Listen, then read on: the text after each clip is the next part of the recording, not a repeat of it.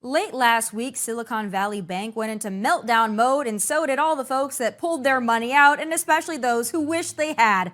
Silicon Valley Bank was the go-to bank for tech startups, and its collapse was the largest failure of a U.S. bank since Washington Mutual in 2008. So yeah, things are just peachy in Biden's America, and that whole Build Back Better thing is really taking off. And speaking of taking off, that is exactly what Joe did yet again over the weekend.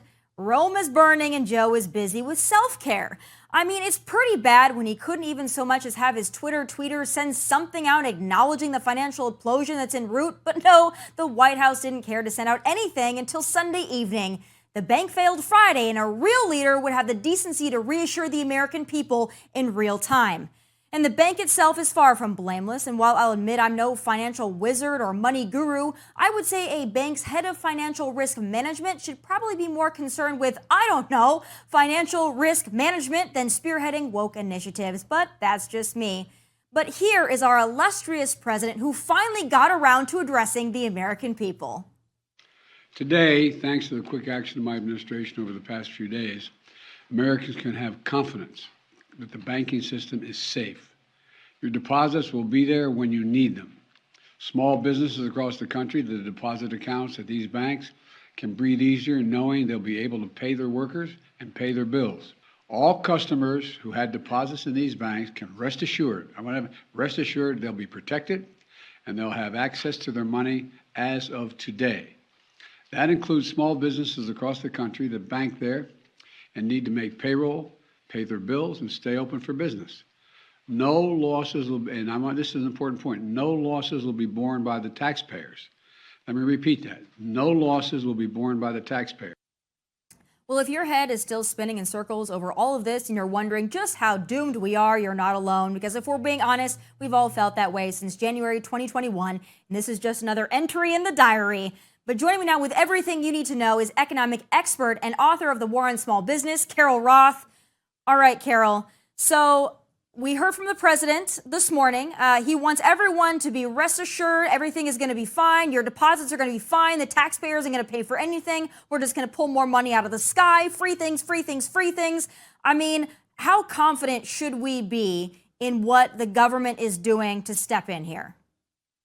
Well, so I was laughing a little bit as you were saying a real leader would step out early, and I'm not sure that anything that Joe Biden says inspires a lot of confidence. I have my fingers crossed that perhaps the actions that were taken by the Federal Reserve and the Treasury, absent that wonderful speech from President Biden, give comfort to the American people. But, it's kind of hard to say. I think the biggest challenge that we have is that we have these arsonists who set your house on fire, and then they come out and they want to take credit for putting out the fire. And when it comes to the Federal Reserve and the government, that's really what has been happening with all kinds of things. And Silicon Valley Bank and the contagion, the little bit of contagion we've seen already in the financial system is just another example of them setting the house on fire and then trying to put it out and then assuring everybody that it will be fine. So the good news is I do think the steps that they took were the right steps. I think that without taking them, we would be having a very different conversation today. But in terms of being out of the woods, you still should protect yourself. So it's sort of pray for calm, but prepare for chaos as well. So I want to go back to exactly what happened and what the government's solution is. So we heard Joe say, listen, everybody is going to be secure. Your money is going to be secure. Your deposits are secure. Also, the taxpayer isn't going to bear any of the burden for this. So then how are these people going to be reimbursed? What is the system in place that the government implemented over the weekend and today to make all of these wonderful things happen and bring the unicorns out and everything's going to be all right? So this particular bank failure is different than ones that we have perhaps seen in the past, banks that have made toxic loans and taken on very risky bets the very risky bet that this bank made, which was stupid, but didn't seem quote unquote risky, is that they had all of this excess cash. They had all of these depositors that deposited in. They didn't have enough loans to make, so they stuck all of their cash and put it to work in treasury securities and mortgage-backed securities with 10-year durations, not thinking, oh, by the way, the Fed's going to have to raise interest rates because at some point we're going to have to pay the piper. Inflation is going to increase, and this whole thing that's been going on for the past 10 or 15 years is going to come to a grinding halt.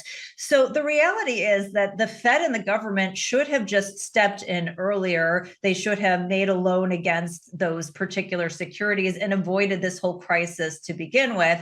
But that's not how politicians tend to react. They tend to come when there's already an issue and there's already the panic that's been created. They're never really proactive about these things. So the details on how the quote unquote taxpayer isn't going to pay for this is a little bit murky. The reality is the taxpayer pays for everything in one way or another. Either the value of your dollar doesn't buy as much, your purchasing power is diminished, it doesn't buy as much, or you have higher fees or whatnot. It sounds like perhaps for these couple of banks that FDIC, which is the group that creates this insurance for deposits, that they will be spreading fees and assessments to other banks, which means you're not going to pay for it in terms of higher taxes, but you may not get as much of a return on your money in the bank, or you may be charged other fees that are passed along from those banks. So you pay for it in some way or another. But again, some of the details are murky, and we'll see how far this spreads. If the Fed has to get involved, if they have to, print more money out of thin air, again, it's not a direct tax on you, but it is an indirect tax on you and certainly steals your purchasing power.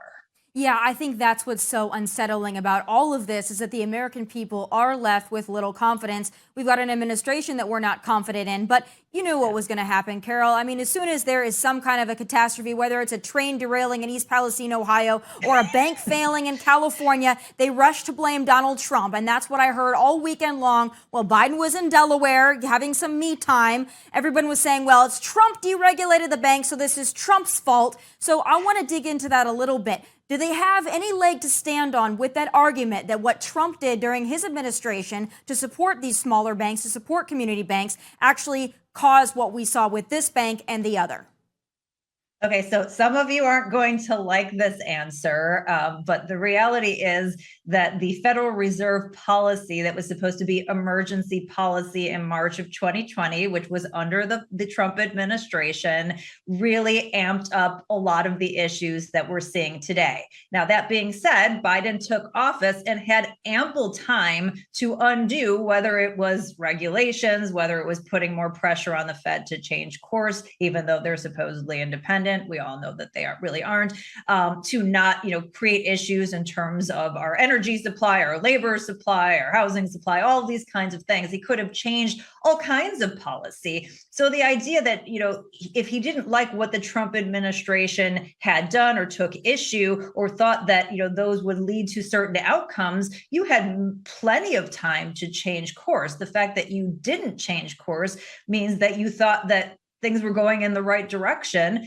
and you just decided to ignore it until there was a problem and not sort of take your own part of the blame. So things certainly got a lot more out of control within the Biden administration. And from day one, he doubled, tripled down on policies that exacerbated the situation and made it worse. Yeah, speaking of, he could have come in, and if he didn't like these Trump-era policies, he could have changed them. He canceled Keystone XL pipeline within hours of taking office. He unraveled our border security within days. So if he wanted to change it, he would have. But it's always the go-to, blame Donald Trump. But when I look at all of this as somebody who quite admittedly is not a financial expert and quite frankly doesn't understand a lot of what happened here, because it is very in the weeds for a lot of average Americans to really understand this whole process. But I look at it and I say, a lot of this just goes back to COVID to me, whether it's inflation or whether it's what these banks have done in their response to that. It's all really based in COVID and our economy shutting down and screwing everybody, and inflation going through the roof with your